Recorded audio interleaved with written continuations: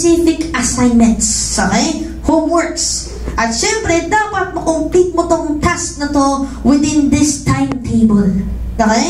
Kasi once na hindi mo siya na-complete with this timetable, ma-adjust ngayon yung pagiging successful mo. Let's say, sabi natin, ma-adjust yung ma-earn mo yung first million mo. So, para mas lumapit or mas bumilis yung pag-earn mo ng first million mo, mas maganda, ma-finish mo yung task mo in the shortest period of time.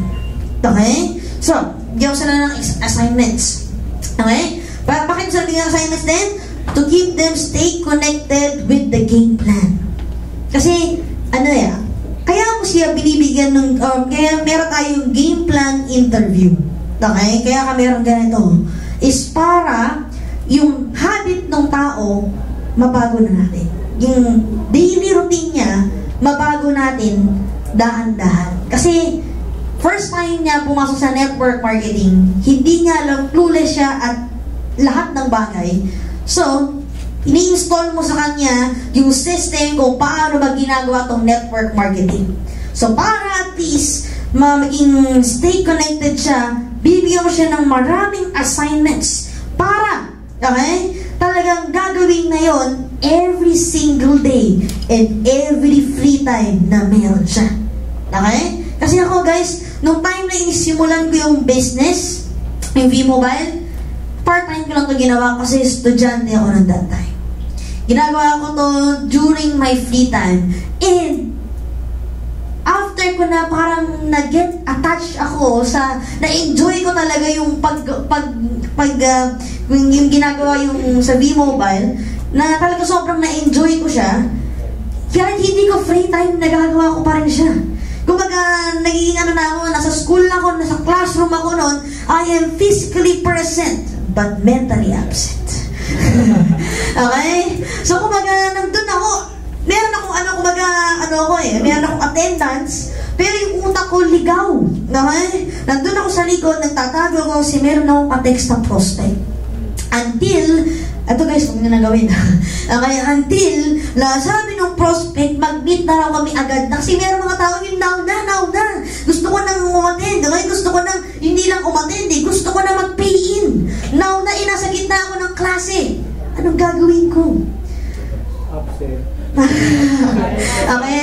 Hindi, present na ako nun eh. Meron attendance na. Ginawa ko na, hinagis ko na yung bag ko sa labas. Tapos, siya. Pag siya, wala na. Hindi na ako nakabalik. Okay? Ang bilis ko. Dito na ako agad sa office. Hindi po na pumunta ng office. Umuwi muna ako ng bahay. Kasi naka-uniform na ako that time eh. Alam mo sa USD, ang uniform doon iba. Pang-girl. Okay. So, kailangan ko umuwi sa bahay para magpalit ng damit. So, kailangan nakapantan ko. Ang punta ko rito. Kasi, okay, hindi ako parable. Okay? O, isipin mo na lang, gano'ng kahirap nun. Di ba? Uwi pa ako na bahay. After nun, sobrang bilis ko. 1 minute lang ako nasa bahay. Tapos, akit pa ako ng 4th floor. Walang elevator eh. 4th floor. Sa pababa ko rin. Pag dito, pawis na ako. Pagdating ko sa opisina, super pawis ako. Halos tumakbo na ako. Para lang makarating na makapag-teleport na ako dito agad. Bakit? Kasi sabi ng prospect, nandito na daw siya eh. Okay? Ganun ko yung business. Kahit na minsan, mas madalas, ini-Indian ako. Kaya doon ko nga nalaman na ang Pilipino ay hindi Pilipino. Indiano sila.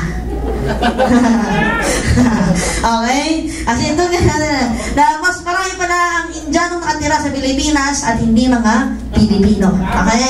Kasi sabi niya, pumunta na raw siya, pagdating ko rito, nag-cut pa ako ng class ko, yung pala hindi para siya makakarating. Siya, pagdating ko rito talaga, abot na hindi ko maintindihan yung makararamdaman ko eh. Di ba? Pero, ginawa ko pa din yung business, pinagpatuloy ko pa rin. Bakit? Sabi nga, this is natural. Okay? Normal na nangyayari na meron talagang may prospect na ganun. Okay? So, yun nga, to keep them stay connected, binibigyan ko lang sila ng assignments. Para at least, ito yung gagawin mo after you do this task. Kasi, alam mo, as much as possible, ayoko din naman i-spoon-feed sa tao. Kasi pag spoon-feed ka sa tao, wala na siyang gagawin eh. Kasi ibibigyan mo na lahat.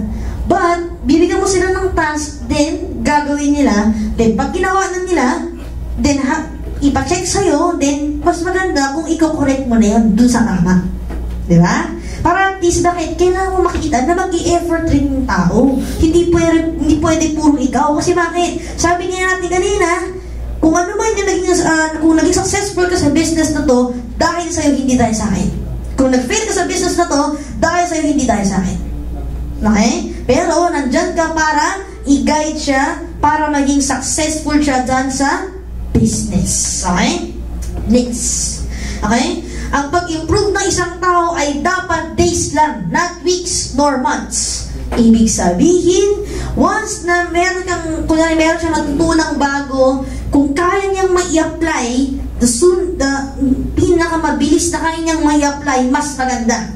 Kasi dapat, kung panalagyan na to, example, kung dati hindi ka marunong magluto ng itlog, and then pinagluto kita ng 100 itlog today, bukas, medyo marunong ka na magluto ng itlog, tama? Ibig sabihin, nag-improve ka na than yesterday. Same thing. Kunyari ngayon, hindi ka pa masyadong marunong mag-explain ng business, pinanood mo yung video bomb, okay, yung video presentation ng, let's say, 10 beses, mas marunong ka nang mag-explain kesa kahapon. Di ba? So, yung sabihin yung pag-improve natin,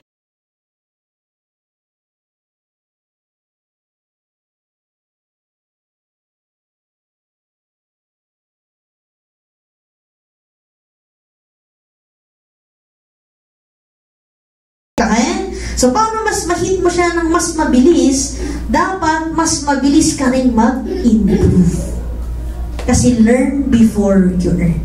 Mas marami ka ng learnings, mas mabilis mo na-gets yung thought, mas mabilis mo na-get yung skills, mas mabilis mo natutunan yung skills, mas mabilis kang kikita, at mas mabilis kang maging expert sa business na ito, sa network marketing.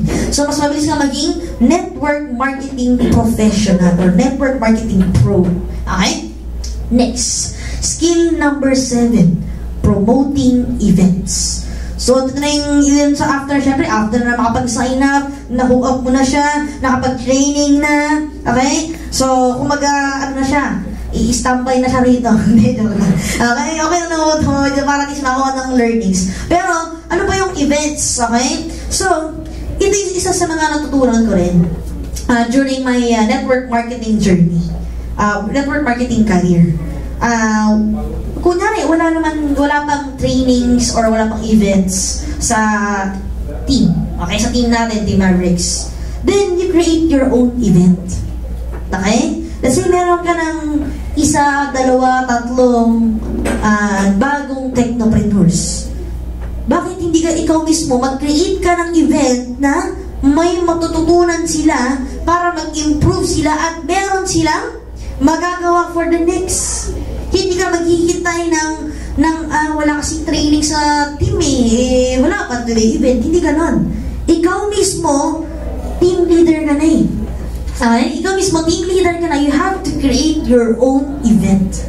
Okay? Sarili mo training, sarili nyo, let's say, hindi naman lagi training pwede naman din bonding. Okay, let's say example. Okay? Training. Okay? Training, pwede rin siyang centering. Di ba? So, may ma-experience kayo, pwede rin centering, pwede rin siyang team building. Okay? Pwede rin, kumaga, ito yung mga example of team bonding. Di ba? Kasi, yung mga distributor, mga technopreneurs mo, mga new sponsors mo, yun yung parang makakasama mo na talaga for the next few months, for the next few years. So, talagang, dapat stay connected because network marketing is people business. We build friendship, we build relationship. Okay? Dapat talaga stay connected. Hindi naman kailangan pati sa bahay nila kakain ka, hindi ganon. Ibig sabihin yung talagang sabihin natin Tuesday, Thursday, and Saturday, we commit, nagpupunta tayo ng office. So, as a team leader, ano yung pwede mo? Oh, guys, kamusta tayo ng ano yung ano yung game plan natin for this week? Ano yung game plan natin for next week? Kasi guys, dapat hindi na yung next month na lang, next ganto na lang. Bakit po pa ipapa-next kung kaya mo naman gawin? Ayun. Di ba? Kaya nga, ito sabi ko sa inyo give yourself, you want to master this, give yourself 6 months to 1 year. Okay? 6 months to 1 year to master this. And after mo na ma-master ito, kasi actually magagawa mo naman na siya Pero yung to master na talagang automatic the following year, makapag-create ka na ng mga network marketing professional mo sarili. Okay? Mas okay talaga yan. Bakit? Kasi within this year, ang dine-develop mo, ikaw muna. Tama? Then after mo na ma-develop yung sarili mo, the following year, nag-develop ka na ng ibang tao. So if you have distributors na ngayon, okay, meron ka ng mga technopreneurs ngayon, then sabay kayo na maging network marketing professional. Diba? Hindi naman kailangan laging, sige, ikaw muna tapos next na ako. Hindi. Bakit naman gagawin mo pang next kung pwede naman sabay? Diba? Magkaka-team naman kayo. Pero ikaw, as a leader, you have to do something in advance. Para kahit paano, meron kang new learnings from your team. Tsaka, kaya nga meron tayong katang na centering. Bakit? Lahat ng tao meron kanya-kanyang specialization, specialty, kumbaga sariling talent. So, kunyari, magaling siya sa invite ng prospect. Ako, hindi ako magaling mag-invite, magaling ako mag-bomb. Okay? Siya naman, magaling naman siya mag-training. So, kung kayo, isang group kayo, full force na kayo, isang kompleto na. Kasi, yun sa mga skills na unang inaaral ko Yung paano mag-invite, paano mag-bomb, paano mag-close, di ba? And, paano maging stay connected with your members, and then how to yung keeping, how to keep them na talagang nandyan sila solid for you. Okay? Kasi totoo lang, hindi ako magaling mag-invite. Ako yung taong mahiyain. Lahat, siguro yung mga tao, ayaw talaga sumama sa akin. So talagang natuto ako unang mag-bomb kaysa mag-invite. Kaya yung binobomb ko, hindi ko downline. Binobomb ko, hindi ko member. Binobomb ko, hindi ko prospect ng ibang team. Cross line, close line. Okay? So, hindi sa akin. Bakit? Kasi yung mahina akong mag-invite. But, hindi porket mahina ka mag-invite, hindi ka na maging successful sa business. Let's say yun yung weakness mo. Then, you work on it. Diba? You work on it para ma-enhance mo yung skill mo na gumaling ka mag-invite, na yung tao nagiging nakikita ka palang gusto na agad sumama sa'yo. Yung parang nagiging people magnet ka. Yung tipong pag dumadaan ka, lahat ng tao nakatingin sa'yo. Yung pala may dumi ka sa mukha. Okay? Ibig sabihin lang yung parang, ganito kasi, meron yung parang tinatawag na value. Yun yung tinatawag na value. Let's say, ganito, artista. Diba? Artista, naging people magnet siya. Bakit? Kasi artista siya diba? Yung value nandun. Paglakad niya yung tao, zoom. Diba? Kahit umiikot yung leg Diba? So, once na ikaw, you create ikaw naman as your own value, hindi ka nila kilala. Pero they sense, they feel yung energy mo, yung value mo, pagdaan mo pa lang. Sino yan? Di ba? Ang sarap ng feeling ng ganun. Kaya ako sanay na ako tinitingnan ng tao Okay? Hindi. Ano naman yun? Sarili ko lang yun. Okay? Kasi pagdaan ko, naritingin lang ako. Head turner lang ang pwede. Hindi ko lang mapansinin. Ano sabihin ko, tinitingnan. Diba? Dead pa lang. Kasi pag artista gano'n bago pag tinitingnan, dead pa lang. Ginaya ko lang dead. Okay? Diba? Kasi depende yun sa'yo. Paano mo i-handle? Remember, diba, ikaw endorser ka nga. Okay, na-endorse mo yung V-Mobile.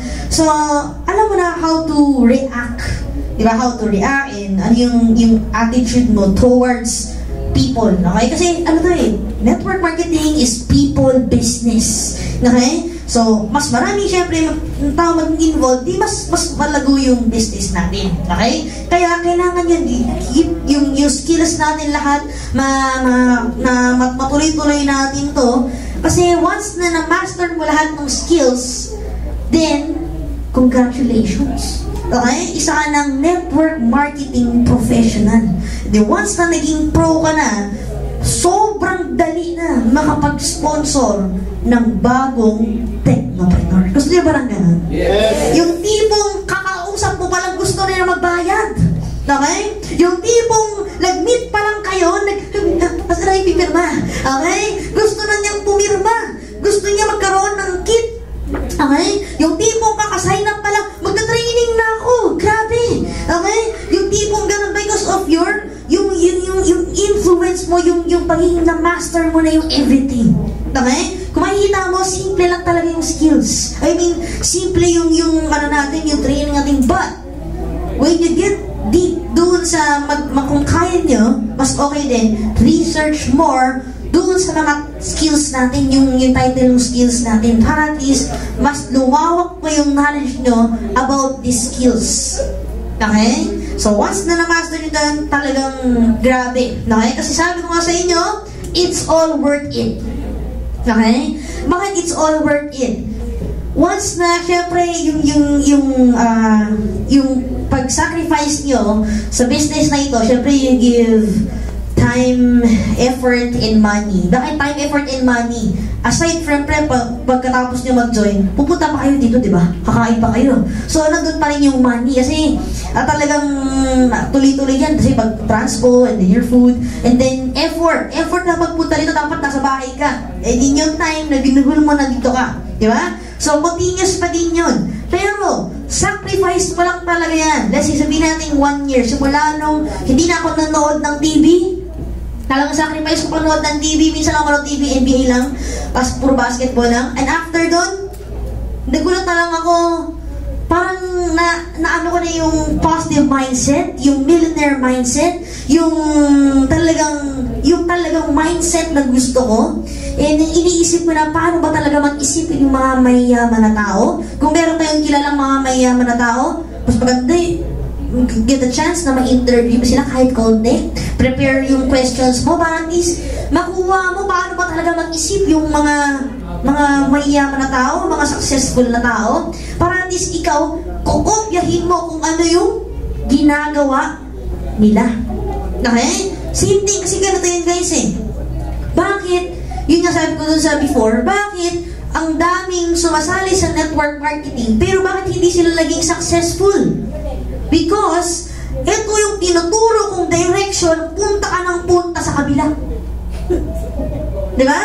Ito yung tinuturo ko na gawin mo, iba yung ginagawa mo. Ano resulta mo? Iba din.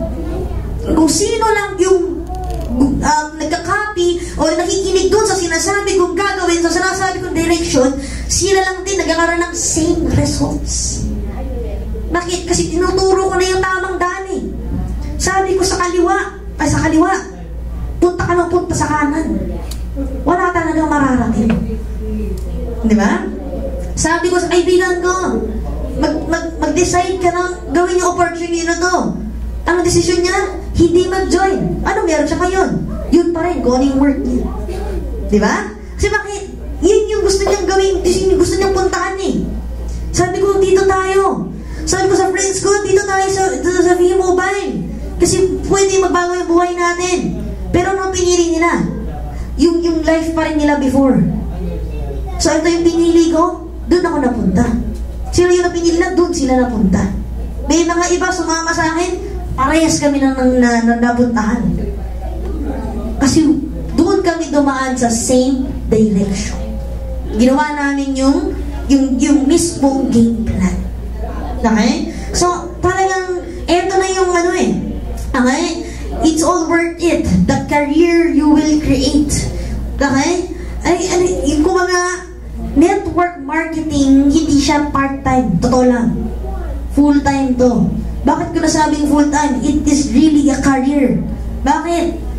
Yung ibang nagtatrabaho after umalis sa office, hindi na nagtatrabaho. Pero ang mga networkers, kahit wala sa office, nagtatrabaho pa din. Di ba?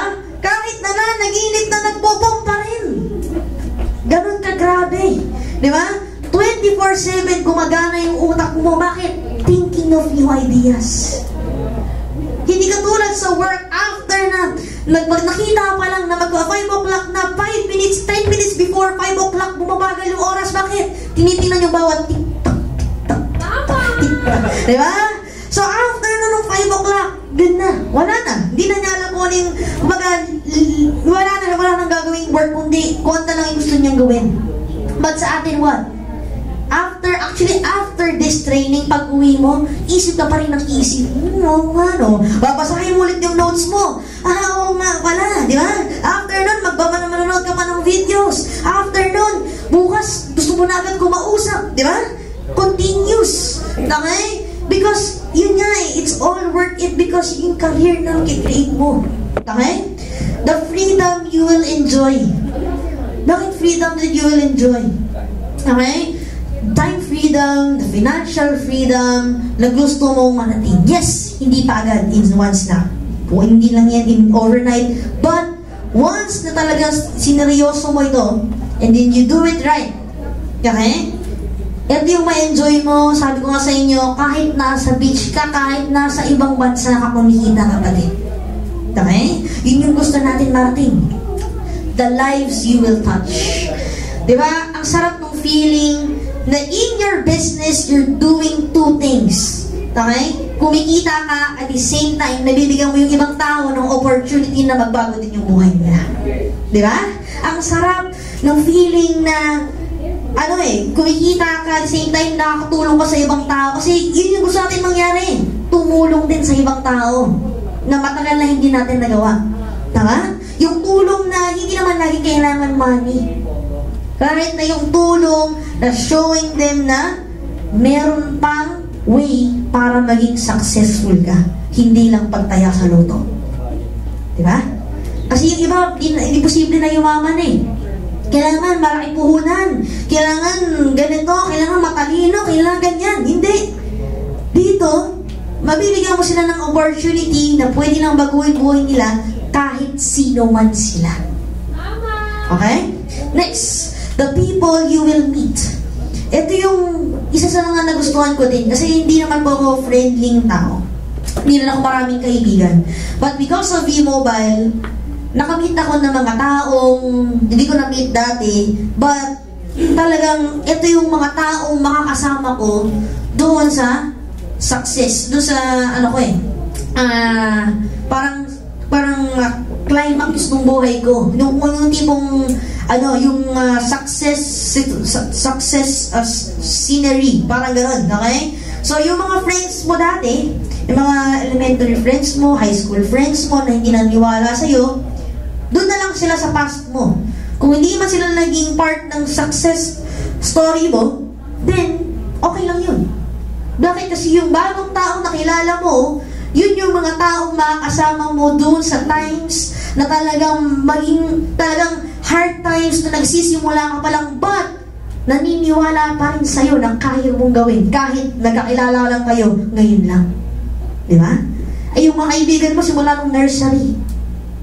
Nursery pa lang magka-classmate na kayo. Pinakitaan mo na opportunity, hindi naniwala sa'yo. Di ba ang sakit?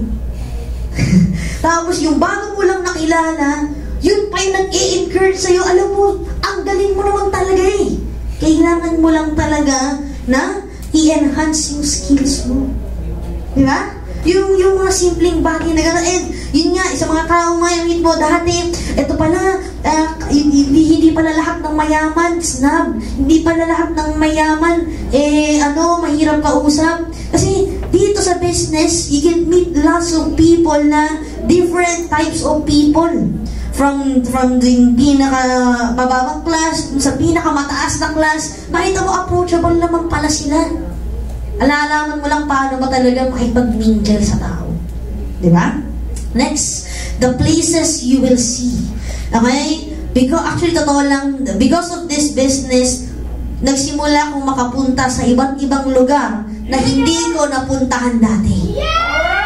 Diba? Dati, hindi naman ako pumupunta ng Laguna.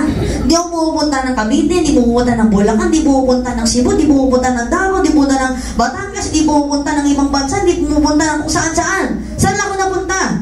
Sa mall, tsaka sa bahay, tsaka sa school. Diba? Yun lang alam ko. Pero because of V-Mobile, yun na nga eh, napuntahan ko na yung mga iba't ibang place. Kumbaga, ay, ganito pala dito, matalahim. Okay? Ganito pala dito, mapuno. Okay? Ganito pala dito. Kumbaga, you can see yung different areas na ganito pala yung lifestyle nila, ganito pala yung ganito. So, doon pa lang parang yung experience mo. Di ba? Ang saya ng feeling. Okay? And the causes you can contribute to. So, ibig sabihin, hindi natin, actually totoo lang, hindi tayo kailangan naging government para matulungan ibang tao eh.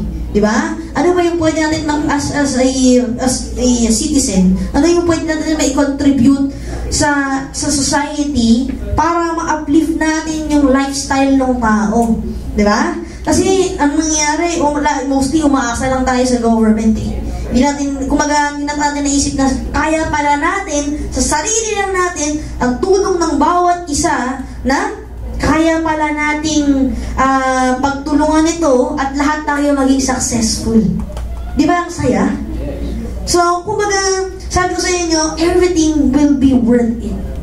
Okay? So, during my network marketing journey, first year is really, really tough. English yan. Okay.